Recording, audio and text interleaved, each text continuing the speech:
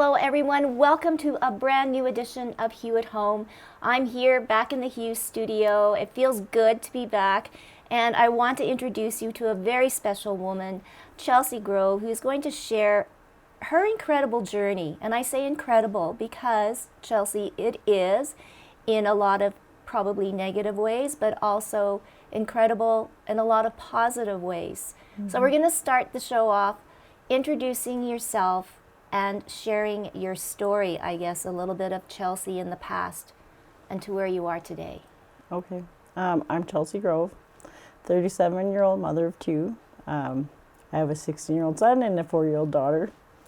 I chose to make this podcast for two reasons. One, I have lived experience with the issues that I'm going to talk about on it, and trying to figure out how to get out of those situations and all the barriers that I had to face to do that was also a struggle. And because of my background in education, like, I kind of knew how to navigate social services or social justice, and had I not had those tools, like, I don't know if I would have came out of that alive, to be really honest.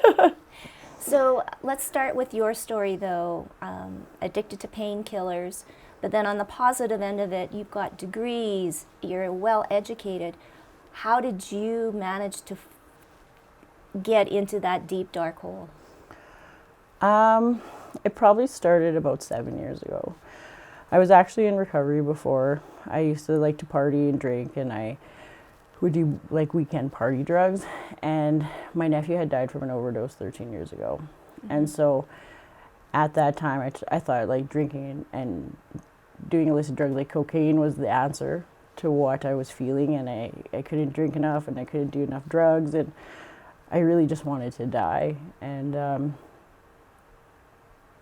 after about a year it wasn't working anymore, so I started going to like 12-step meetings.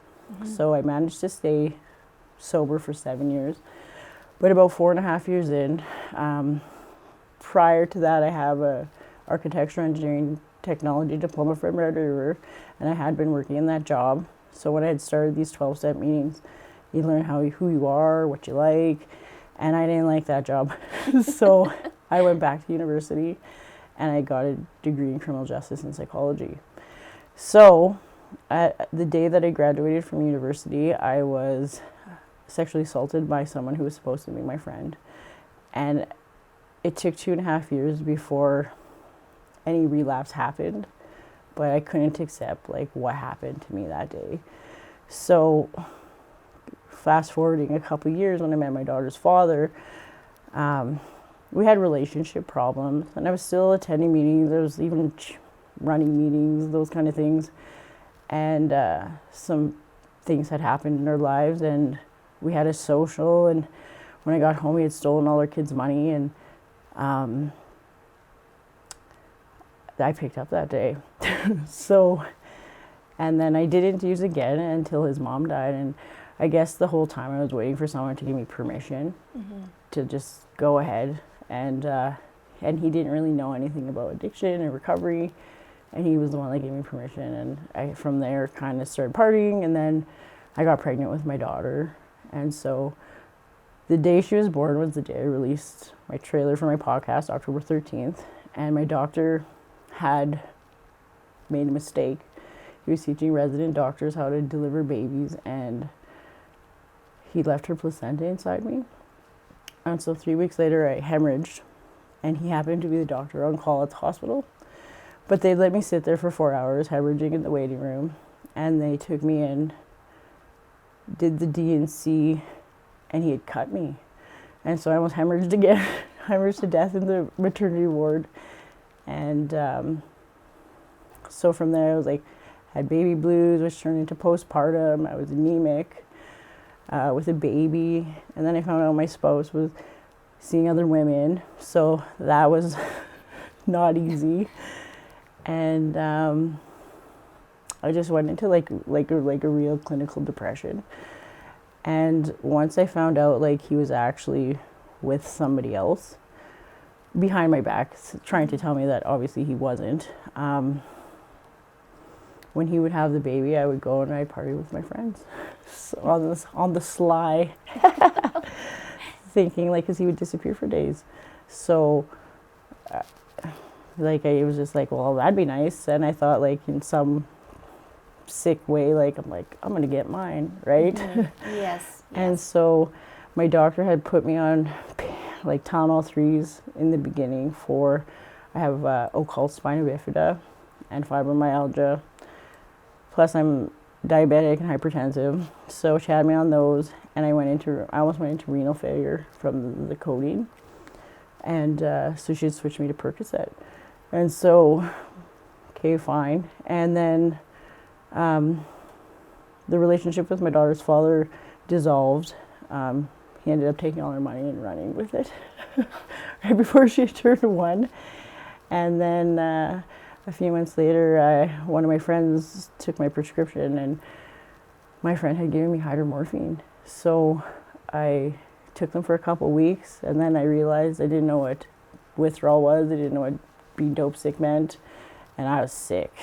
So kind of started buying pills on the street. I reached out to AFM for help. They red flagged me, got me cut off my prescriptions. And my doctor kind of threw her hands up. She was like, I can't help you. I'll lose my license. And then I just kind of fended for myself from there. Like, and as sad as it's to say, like, when you buy pain medication on the streets, they're like really expensive. So then it switched to street drugs. So I ended up being addicted to meth, down or fentanyl, carfentanil, heroin, and just kind of went that way. Then I became an IV drug user because I thought in my head it made sense. I thought it was cheaper. And I don't know how many times I've overdosed, to be honest. I've had my kids apprehended. Actually, at a time when I wasn't using, which is ironic. And because I had been doing party drugs like cocaine when I was out with my friends, and I knew, like, kind of my parents were kind of wondering what was going on, so I kind of stopped. And then my girlfriend died, and a few months later, my kids were being apprehended, and I shook for a week, and I'm like, they want to see a drug addict? They're gonna get one. It didn't work in my favor. No, definitely didn't. And so, yeah, for the last almost 2 years, which ironically, January 8th, the day I'm releasing my podcast, is the day that they were apprehended. So, well, 2 years ago. Chelsea, I mean, this sounds so terrible. It can't be true. Like, at what point did you want to just throw your hands up and say enough is enough? Well, all the times I asked for help from, like, AFM, I tried to get a support worker like 6 weeks before my children were apprehended. I didn't get that. I found myself at one point in my house. I don't know how the gun got there, but I had a gun in my house with no bullets, and I was holding it to my head like, that's it, I'm gonna die. Like, and I got arrested for that and thrown in the hospital for the night, and because they thought that I would go through with it. And so, yeah, like all these moments, like low moments, it wasn't enough. And then last August, I went to treatment after I dabbled in all these crazy drugs that I can't even describe what withdrawal was like. It was the most awful thing I've ever experienced. I came back, and my partner at the time started fighting me. And so last November he started fighting me. And I'd never been in an abusive relationship before like that. Mm-hmm. And in February, he had hit me, choked me, suffocated me, and I didn't think anything was wrong. And so, like, with me, like, I knew I had gotten, like, roughed up, but in April, at the beginning of April, my body just started to go wrong. Like, so sometimes I kind of stutter, and now. But 3 weeks leading up to finding out what was wrong, my back went crooked. The second week I had a headache that just wouldn't stop. And then the third week my arm started going numb. And at the end of that week, and I had tried to go 3 times to the hospital, and they just kept turning me away because there's always that label, like drug addict, drug seeking. And like, I mean, I wasn't asking for drugs. It was like, help me. And they're like, no, let's go home, do what you're doing. I think at one point they even said, like, if I'm buying like narcotics, to keep buying them. Like, that's the only help I was going to get. So I'm like, okay. And I happened to black out and wake up on the floor of a Tim Hortons bathroom and with a goose egg on my head. And everybody's like, you need to go to the hospital, because it was like really big. It was really big and it like was sticking out. And so I went just to appease my mother. Like I was just expecting to be sent home. And it just so happened there was a good doctor on that night, and he was like, I'm going to scan your head. And then, so I was sleeping, or I kept sleeping. And when I woke up, he said, we're rushing you to Winnipeg because you have a bleed on your brain. And the neurologist said, like, it's serious and you need to go right now. And I'm like, okay. So they sent me to Health Science Center, and they told me I had a hematoma on my brain that had been there for 6 weeks, and it was going to burst, and I was going to be brain dead, or I was going to die. So... And I almost didn't even go through the surgery because they said I needed brain surgery, and I was scared to forget my kids. And irrationally, I was like, I'm going to just be with them and then to die, because I didn't want to not remember them the next day. And my friend, he had said to me, just go in there. Don't worry about tomorrow. I'm like, yeah, if I know who you are tomorrow. And we kind of laughed. He's like, no, seriously, we'll figure it out then. And so he convinced me to walk in that room, and thankfully it went. And he actually died a month ago. So we were in the hospital together for different reasons. But yeah, he convinced me to save my own life. And so the reason why I started this podcast was because it shouldn't be that hard to get help. No. For anybody. No. And just sitting here and hearing your story, I have just met you, and I can't imagine, but we are going to continue this conversation, Chelsea, because I have questions too on how strong an addiction can be that makes you just go crazy and do things that you would never even dream of, just to have that feeling, just to get that fix. And then, of course, the podcast, and how unfortunately there are an awful lot of people out there that has the Chelsea story too. And it's really, really sad, and we need to really, it's hard to fix people, but we need to talk about it first. And I think you're on the right step. So people, don't go away. There's still more in this incredible conversation with Chelsea. We'll talk more about her podcast and how she is going to help. And she has made a pledge that she will help. You're watching Hue at Home.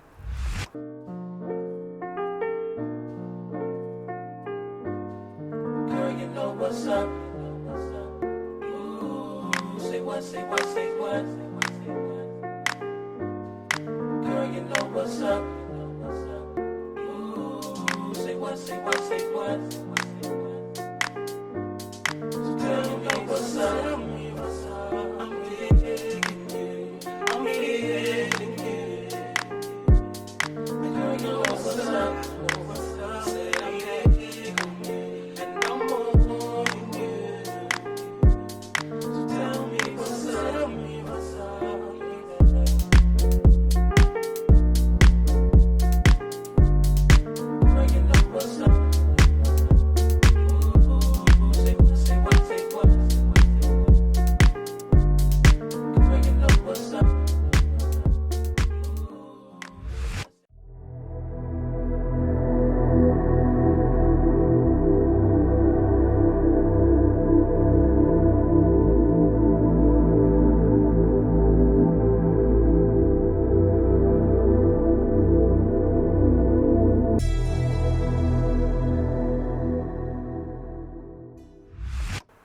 Welcome back to Hue at Home. Once again, I'm with Chelsea Grove. And Chelsea, the first half, you told your story of everything that has happened to you mentally, physically. You do have a family. We're going to talk about your next steps on how you are sitting here as a beautiful woman with a great future ahead of you, which if you wrote this story any other way, probably it wouldn't be. But I'm wondering now, like, with your children, what kind of life lessons do you hope to give them? It's kind of interesting you ask that question. Like, my son's older and like he's seen me in recovery. He's kind of grew up with me in recovery, and so when my daughter's father and me were kind of hitting the rocks, he's telling me, "Mom, you deserve better." And I'm like, wow, like he's 12 and he knows this. Like, I think he's sometimes more emotionally stable than I am some days. But we've had this talk because some of his friends are starting to use those drugs, and I've taught him how to use naloxone. And I told him it's not a matter of if your friends are going to overdose, it's a matter of when. And I said, like, you know, when you think that that's something you want to try, like, I just need you to remember what happened to us, like what happened to our family. Like, I didn't know how to deal with what was going on with my life, and it ultimately affected you and your sister. And I wouldn't want him to feel that feeling, like, or I don't want to repeat that feeling ever either. And I really hope he doesn't ever have to save a life. Like, I've revived people more than 200 times in the last year and a half maybe. And like, thank God I knew CPR. And it comes part and parcel with having that kind of lifestyle, right? And so I did volunteer work with Harm Reduction Manitoba. They were my sliver of hope coming out of this. I ran their satellite site in the Selkirk region, and I'd take stats and that kind of stuff. So I've been doing a lot of advocating work with them and the Canadian Drug Policy Coalition. I was part of a press conference on Monday with the Winnipeg. It was in the Winnipeg Free Press. An article on the overdose poisoning crisis in the city here. Yes. And so I've done that. I've spoken at overdose awareness. And I started this podcast because I figured that it'd be a good opportunity to have the conversation. I was able to be a part of a study through Indigenous Health and Healing. And so that lady, she's going to come on my podcast too to kind of Perfect. It kind of lines up with what I'm trying to do too. And it's more about letting people know they're not alone. Well, I know. And just talking about the power of addiction and the crazy things it does not only to your body but to your head, which is the biggest part, right? The mental part of it. For you, what was it like to get that high and to feel that way? For me, it was mostly about pain management, but like in withdrawal, like, you were willing to do anything. Like, anything you think you won't do, you'll do to have money to get it. Like, I've never felt anything so all-encompassing and overpowering that, like, I'm willing to sell my things. I'm willing to shoplift. I'm willing to do pretty much anything to get the next high, because I don't want to hurt. I don't want to have, it's like having the worst flu. Your bones ache on the inside, and you just want the feeling to stop. And so it was a lot about just not getting that feeling, just like maintaining like some sort of normalcy, and then not going into withdrawal. And that's basically what the goal was every day, was just not to go into withdrawal that bad that you're like willing to sell your soul, so to speak. Okay, so the podcast, Love is Truth, or Truth is Love. Truth is love. Truth is love. The whole, I guess maybe the story about that, the name of the podcast. I named it that. Basically, the artwork on, when you see the page, there's a picture of a turtle with a feather on it. It was a lighter case. I'd beat it in when I went to treatment. And I was thinking about naming this, and I was like, truth is love. Like, truth is the loving thing to do. And me sitting here, despite, and standing in my truth, despite everything, like, whoever's going to see this, whoever's going to comment on this, like, it's not your story, it's mine. And this is what I had to do to get here today. So, yeah, and I do have a few people that are going to come and share their stories, and I'm going to do like a mini series of, it's going to be called Our Stories. And like a few of my friends, they have some pretty traumatic stories too. It's not, my therapist called it, it's just like, it's not the trauma Olympics. And I'm like, no. No. But sometimes it makes me grateful to know, so like Yeah. some of those things didn't happen to me. Yeah. But not to say the things that happened to me weren't as awful. Yes, and that's true, because you can't judge, oh, that was, my story was a lot worse than what you have gone through. That definitely is a no. What do you hope for, Chelsea? I mean, not only for people to share their story, do you hope that you can share ideas, because it's an ongoing battle, right? Like, there's no one cure and you're done. Yeah. Every day when you get up, right? It is Yes, a battle. it is a battle every day. Like, and I want to provide resources for people. I have the people like that are peer coordinators for like harm reduction coming on, and the doing stuff with the CDPC. So like how they're trying to like create safe spaces and like safe supply, access to naloxone for everybody, and I just, if I can save one person or else like, help them, that's really the whole point of this, is like, you can do it. If I can do it, you can do it. Yeah. But too, like, I know that some people can't speak for themselves, but I'm able to do that. And like, I would never want anybody to feel how I felt when I had doors slammed in my face. And then I think of the people that have that experience and don't have that voice. And I'm like, well, that's not okay.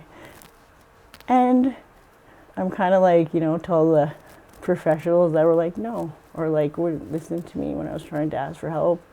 I'm like, I will be the thorn in your side, Yeah. because like the only way to change things is to talk about them and really raise awareness around what's really happening. Because if Yeah. no one does anything, then nothing's going to change. What is your opinion on safe places, so safe injection sites? I'm for them, only because the people that die usually die alone. And if they have a safe place to go, there are people that will save their life. Like, I was lucky in the sense that we took turns. And I had someone there to revive me when I would go down, and vice versa. And a lot of the people that I know that have died died alone.